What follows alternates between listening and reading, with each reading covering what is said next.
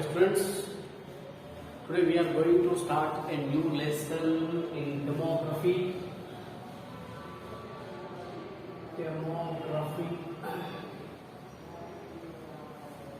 That is unit 3.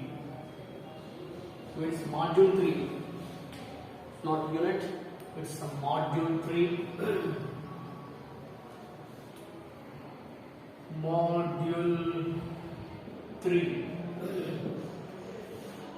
That is fertility.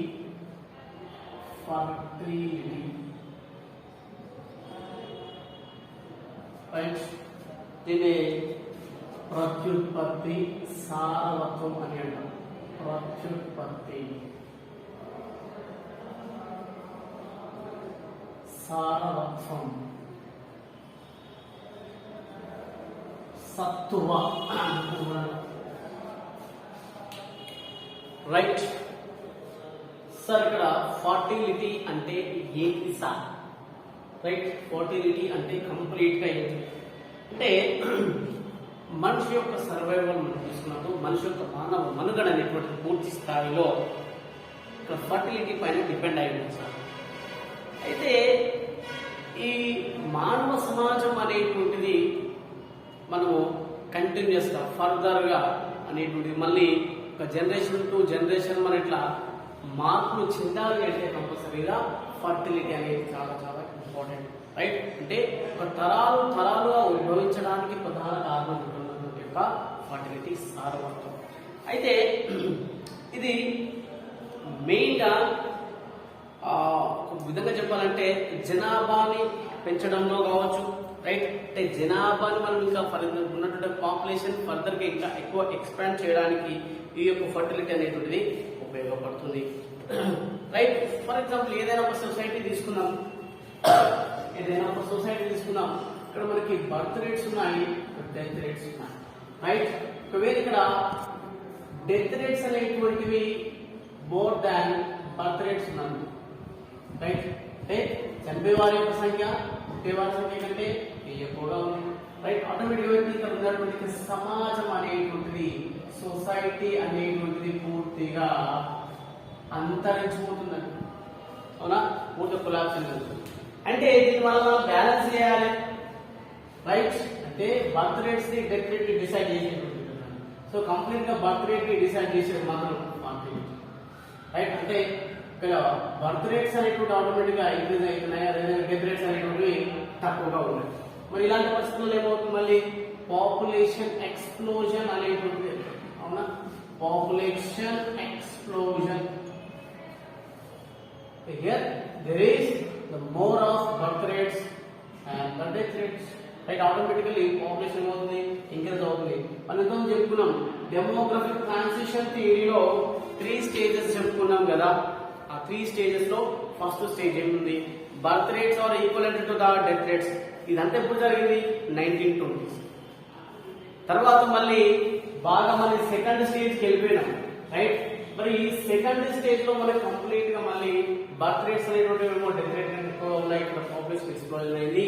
Last stage లో ఏమైంది అయ్యా అంటే రెండు తక్కువ అయిపోయినాయి, బర్త్ రేట్ అదేవిధంగా డెత్ రేట్స్ రెండు కూడా తగ్గినాయి. ఇప్పుడు ఒకసారి డైరెక్ట్ ఎగ్జాంపుల్ ఇక్కడ యొక్క డయాగ్రామ్ ఉందాం. సో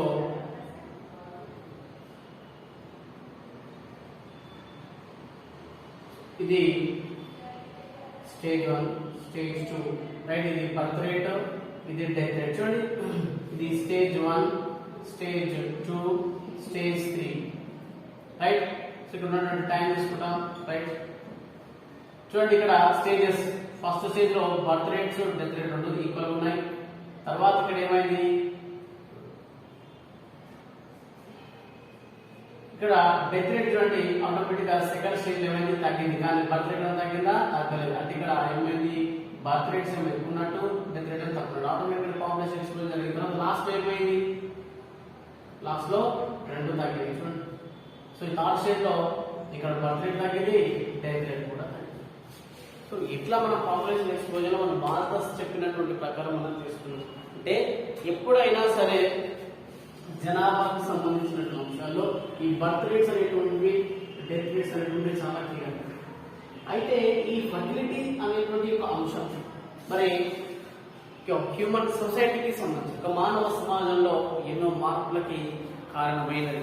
అయితే ఎప్పుడైనా సరే మరొకవేళ బర్త్ రేట్ కంటే డెత్ రేట్ ఎక్కువ ఉంటే అక్కడ ఉన్నటువంటి ఒక సొసైటీ మొత్తం కొలాప్స్ అవుతుంది.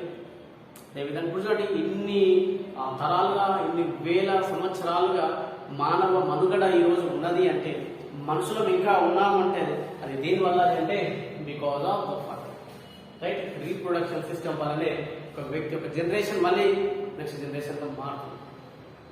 సో ఇట్లా ఒక మానవుల యొక్క సర్వైవల్ని డిసైడ్ చేస్తుంది ఈ యొక్క ఫర్టిలిటీ, రైట్. అసలు ఈ ఫర్టిలిటీలో భాగంగా ఒకవేళ మరి బాగా బర్త్ రేట్స్ ఎక్కువ అనుకోండి, ఇలాంటి సందర్భాల్లో కొన్ని సమస్యలు కూడా వస్తాయి. పొలిటికల్గా సమస్యలు వస్తాయి, ఎకనామికల్గా సమస్యలు వస్తాయి, సోషల్గా వస్తాయి. సో ఇలాంటి అంశాలన్నీ కూడా సమస్యలు ఛాలెంజెస్ అనేటువంటివి మళ్ళీ రైజ్ అయ్యే అవకాశం అనేది ఏర్పడుతుంది, రైట్. అసలు ఇక్కడ ఈ ఫర్టిలిటీ అంటే ఏంటి సార్, అసలు ఈ ఫర్టైల్ రేట్ అంటే ఏంటి, అసలు ఈ ఫర్టిలిటీకి ఉన్నటువంటి డెఫినేషన్ ఏంటి, రైట్. మరి ఫర్టిలిటీ అంటే ఏంటి సార్ అంటే, రైట్, ఫర్టిలిటీ అనేటువంటి ఒక పదానికి అర్థం కనుక తెలుసుకుంటే, రైట్, అంటే మామూలుగా సంతానం అంటాం, రైట్. సంతాన ఉత్పత్తి కావాల్సినటువంటి ఒక శక్తి, పునరుత్పాదన శక్తి, reproduction power, reproduction power, reproduction energy, right. అంటే అర్థం ఏంటిది, ఫర్టిలిటీ అంటే రీప్రొడక్షన్ పవర్. మరి ఇక్కడ ఫర్టిలిటీ అంటే ఇంకొక అంశం కూడా మనం చెప్పవచ్చు, అంటే ఒక ఉమెన్ తన ఎంటైర్ లైఫ్ లో ఎంతమందికి తను జన్మనివ్వగలుగుతుంది, రైట్, ఎంతమందికి తను బర్త్ ఇవ్వగలుగుతుందో అదే ఉన్నటువంటి యొక్క ఫర్టిలిటీ రేట్. ఓకే, సో ఇది దీనికి సంబంధించినటువంటి అంశం. సో ఇందులో ముఖ్యంగా ఇంకొక అంశం ఏంటంటే, మనం ఒకవేళ ప్రపంచానికి సంబంధించినటువంటి అంశాల్లో చూసుకుంటే ఇప్పటివరకు 16 to 49 ఇయర్స్, అంటే ఫీమేల్ యొక్క వయసు తీసుకుంటే 16 ఇయర్స్ నుంచి మొదలు పెట్టుకుంటే 49 ఇయర్స్ వరకు తను పిల్లల్ని కనడానికి అవకాశం అనేది ఉంటుంది. అంటే 16 to 49 ఇయర్స్. అంటే దీనివల్ల ఏమవుతుందంటే వీళ్ళ యొక్క ఫర్టిలిటీ రెండు తక్కువ ఏజ్ లోనే మ్యారేజ్ అయింది అనుకోండి, ఈ 16 లోనే అయింది అనుకోండి, ఎక్కువ మంది పిల్లలు అవకాశం ఉంటుంది. లేదా ఒక 20-25 అయింది అనుకోండి, ఫర్ ఎగ్జాంపుల్ 24 years 25 years తీసుకున్నారు, దాదాపు ఇంకా 8 సంవత్సరాల గ్యాప్ వస్తున్నట్టు, దాదాపుగా 8 సంవత్సరాల గ్యాప్ వస్తున్నట్టు. సో 24 years తర్వాత మ్యారేజ్ చేసుకుంటే ఇక్కడ లిమిటెడ్ ఫ్యామిలీ, లేదా ఒక స్మాల్ ఫ్యామిలీని వీళ్ళు మెయింటైన్ చేయడానికి ఇష్టపడతారు. ఒకవేళ ఈ తక్కువ వయసులో వివాహం చేస్తే ఏమవుతుందంటే వాళ్ళకు ఉన్నటువంటి ఎడ్యుకేషన్ సరిగ్గా లేకపోవడం వల్ల కావచ్చు, అవేర్నెస్ అనేటువంటి లేకపోవడం వల్ల కావచ్చు, అండ్ దీంతో పాటు కొన్ని సోషల్ సూపర్స్టిషన్స్ మనకు కనిపిస్తూ ఉంటాయి, రైట్. కంపల్సరీ కొడుకు కావాలి, రైట్, కొడుకు అంటే మాకు ఉన్న నుంచి తప్పించేటోడు, ఆ తరపున వెంటనే మా ఆత్మలు శాంతిస్తే, రైట్, ఇలాంటి కొన్ని మూఢనమ్మకాలు మన దగ్గర బాగున్నాయి. సో ఇలాంటి అంశాల పట్ల ప్రజలకు అవగాహన లేకపోవడం వల్ల కూడా ఏమవుతుంది, జనాభా అనేటువంటి విపరీతంగా పెరిగిపోతా ఉంది. మరి దీనివల్ల ఎన్నో సమస్యలు వస్తాయి. ఒకవేళ ప్రభుత్వానికి కావచ్చు, ఎవరికైనా కావచ్చు, ఇలా సాధారణ ప్రజానికైనా కావచ్చు, ఎన్నో సమస్యలు ఈరోజు మనకు చూపిస్తున్నాయి. ఇక్కడ వాళ్ళకి కావాల్సిన శానిటేషన్ సమస్య వస్తుంది, వాళ్ళకి మంచి ఎలక్ట్రిసిటీ ఫెసిలిటీస్ వాళ్ళకి ఇవ్వలేము, మంచి ట్రాన్స్పోర్టేషన్ వాళ్ళకి ఇవ్వలేము. సో ఇలాంటి ఎన్నో ఇన్ఫ్రాస్ట్రక్చరల్ ఫెసిలిటీస్ మనం ప్రొవైడ్ చేయడంలో గవర్నమెంట్ కూడా ఒక పెద్ద బిగ్గెస్ట్ ఛాలెంజ్గా ఇది కనిపిస్తుంది, రైట్. ఇంకొక అంశం ఏంటంటే, ఒకవేళ ఒక women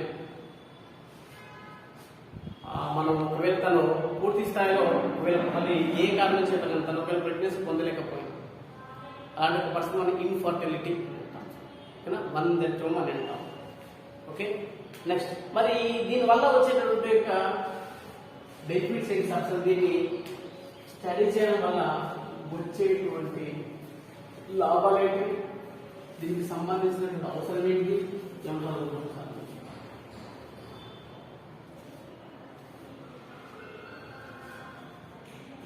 importance of study of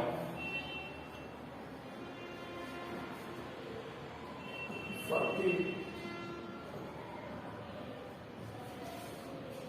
Importance of study of fertility, right? దీనివల్ల వచ్చేటువంటి ఈ యొక్క ప్రయారిటీ ఏంటి సార్ అంటే ఎప్పుడైనా సరే ఫర్టిలిటీ ఎక్కువ అంటే fertility rate, right, total fertility rate, right, fertility rate అనేటువంటిది ఎక్కువగా ఉంది అంటే ఆటోమేటిక్ గా పాపులేషన్ కూడా ఏ విధంగా ఉంటుంది, ఎక్కువగానే ఉంటుంది, రైట్. ఫర్టిలిటీ రేట్ ఎక్కువ ఉంటే పాపులేషన్ కూడా, సైజ్ ఆఫ్ ది పాపులేషన్ కూడా ఎక్కువ ఉంటుంది. ఒకవేళ ఫర్టిలిటీ తక్కువగా ఉంది, పాపులేషన్ ఆల్సో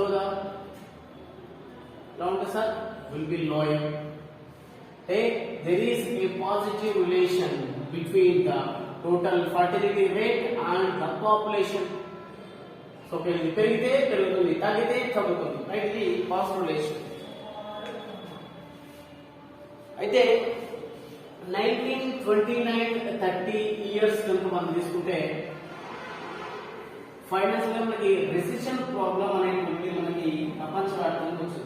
అంటే వరల్డ్ వైడ్ గా రెసిషన్ అనేటువంటి వచ్చింది. అలాంటి పరిస్థితులు ఏమైందంటే కంప్లీట్ గా డెత్ రేట్స్ ఏమైనాయంటే పెరిగినాయి, బర్త్ రేట్స్ మాత్రం తగ్గడం జరిగింది. మళ్ళీ ఎకనామిక్స్ మళ్ళీ ఒకవేళ పూర్తి మళ్ళీ మార్కెట్స్ అన్ని మళ్ళీ పుంజుకున్న తర్వాత మళ్ళీ ఏమైంది, జనాభా మళ్ళీ ప్రపంచవ్యాప్తంగా పెరగడం జరిగింది, రైట్. మరి దీనివల్ల ఏంటి సార్, దీన్ని స్టడీ చేయడం వల్ల వచ్చేటువంటి యొక్క ప్రయోజనాలు ఏంటి ఒక దేశానికి అంటే అంటే ఉన్నటువంటి ఒక జనాభా అనేటువంటిది ఎంత ఉంది, ఈ జనాభాకు సరిపడినటువంటి అంశాలు ఏంటి, వీళ్ళు ఉన్నటువంటి వీళ్ళకి నీడ్స్ ఏమి ఉంటాయి, వీళ్ళకి నెసెసిటీస్ ఏమి ఉంటాయి. సో వీటన్నింటి దృష్టిలో పెట్టుకొని వాళ్ళకు సంబంధించినటువంటి స్కీమ్స్ ని వాళ్ళు ఫార్ములేట్ చేయడంలో కూడా ఇది ఉపయోగపడుతుంది. అండ్ దీంతో పాటు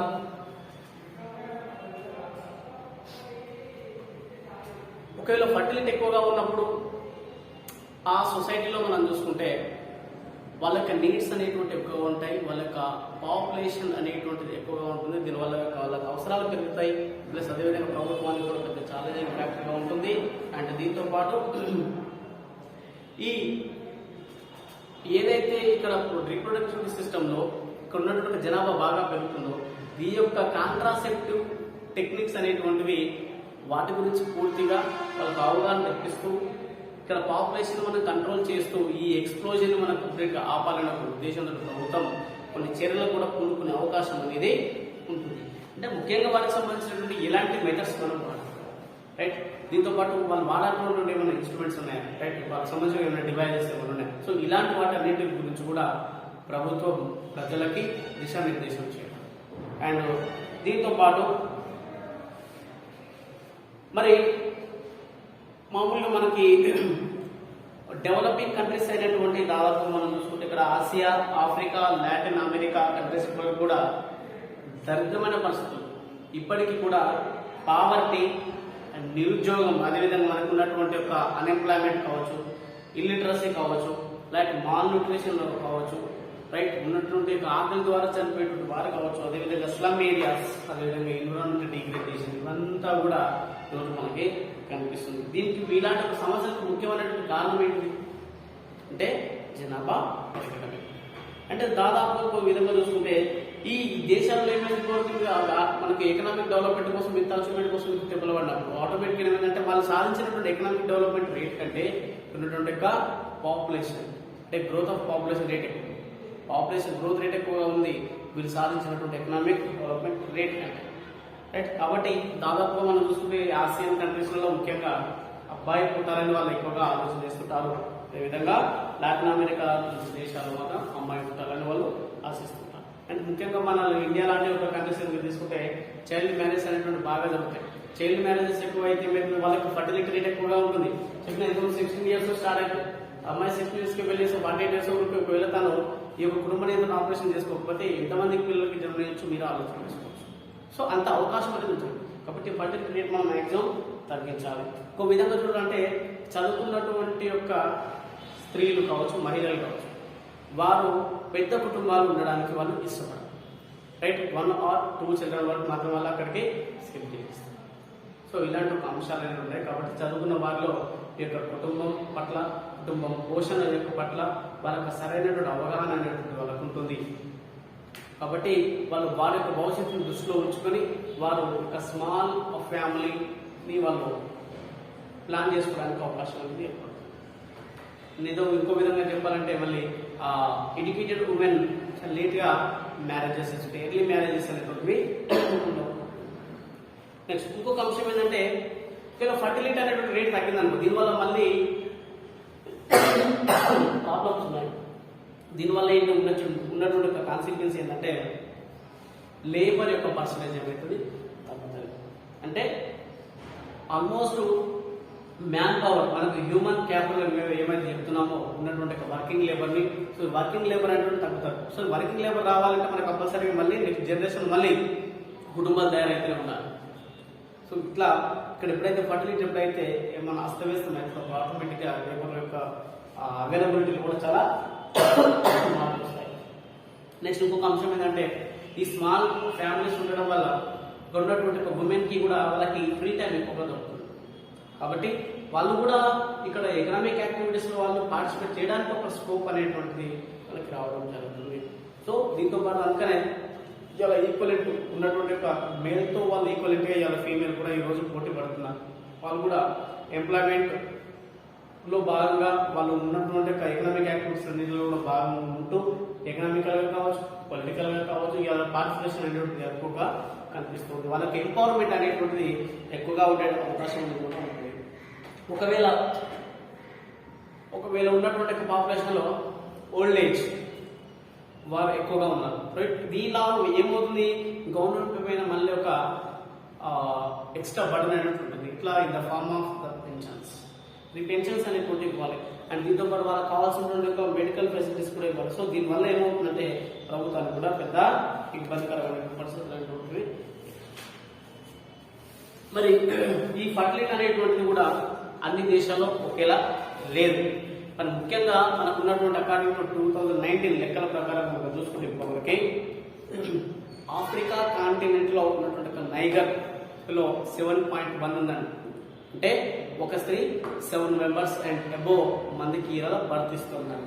నెక్స్ట్ అదేవిధంగా సోమాలియా అయితే 6.1, అదేవిధంగా ఉగాండా అయితే 5.4. అంటే ఈ 5.4 ఇవన్నీ 5 మెంబర్స్ పైన ఓకేనా.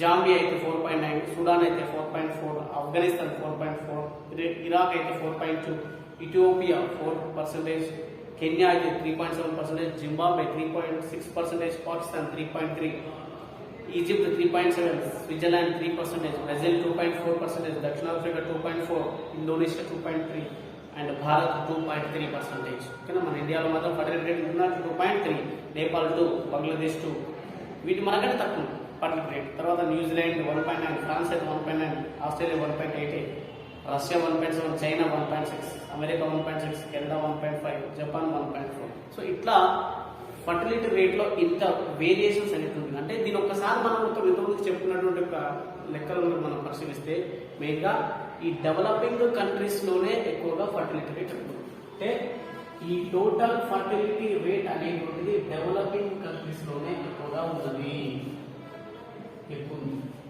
అదే డెవలప్డ్ కంట్రీస్లో మాత్రం తక్కువగా ఉంది. సో అందుకని ఉన్న తేడా ఇది.